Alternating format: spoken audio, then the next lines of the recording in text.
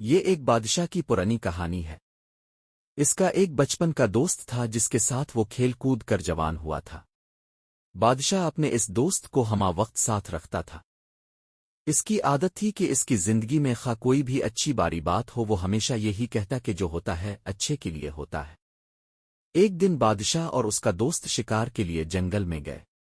دوست نے بادشاہ کے لیے بندوق میں گولی بھری اور بندوق تیار کر کے بادشاہ کو دی، لیکن گولی بھرنے میں اس سے کچھ غلطی ہو گئی اور جب بادشاہ نے شکار کے لیے گولی چلائی تو اس کا انگوٹھا کٹ گیا۔ یہ صورتحال دیکھ کر دوست نے اپنی عادت کے مطابق کہا، جو ہوتا ہے اچھے کے لیے ہوتا ہے، اس میں یقیناً کوئی بہتری ہوگی۔ یہ سن کر بادشاہ کو شدید غصہ آیا اور بولا، یہ بہتر نہیں ہے، میرا انگوٹھا ضائع ہو گیا ہے اور تم کہہ رہے ہو اچھا ہوا، اور ساتھ ہی حکم جاری کیا کہ اسے قید خانے میں ڈال دیا جائے۔ ایک سال بعد بادشاہ دوبارہ ایک جگہ شکار کھیلنے گیا۔ وہاں بدقسمتی سے اسے آدم خور جنگلیوں نے پکڑ لیا اور اپنے علاقے میں لے گئے۔ انہوں نے بادشاہ کے ہاتھ باندھ دیے۔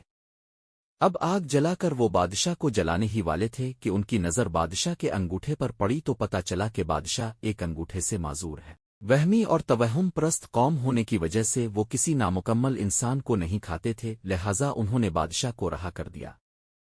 جب بادشاہ گرتا پڑتا اپنے محل میں پہنچا تو اسے خیال آیا کہ کس طرح اس کا انگوٹھا کٹ گیا تھا، اور اس نے اپنے دوست کو جیل میں بھجوا دیا تھا۔ فوراً اس نے اپنے خدام کو حکم دیا کہ اس کے دوست کو باعزت دربار میں پیش کیا جائے۔ جب اس کا دوست آیا تو بادشاہ نے اسے سارا حال سنایا اور کہا کہ میں نے تمہاری ساتھ بہت بارا کیا، مجھے ایسا نہیں کرنا چاہیے تھا، مجھے معاف کر دو۔ تم صحیح تھے، وہ اچھا اور بہتر ہی ہوا تھا کہ میرا انگوٹھا کٹ گیا تھا۔ آج اس انگوٹھے کے نہ ہونے کی وجہ سے میری جان بچ گئی۔ یہ سوان کر بادشاہ کا دوست مسکرایا اور بولا، یہ بھی بہتر ہی ہوا کہ اپنے مجھے جیل بھجوا دیا۔ اپنے دوست کی یہ بات سوان کر بادشاہ بہت حیران ہوا اور کہنے لگا کہ یہ اچھا اور بہتر کس طرح تھا؟ تم 1 سال تک جیل میں رہے اور کہہ رہے ہو کہ اچھا ہوا۔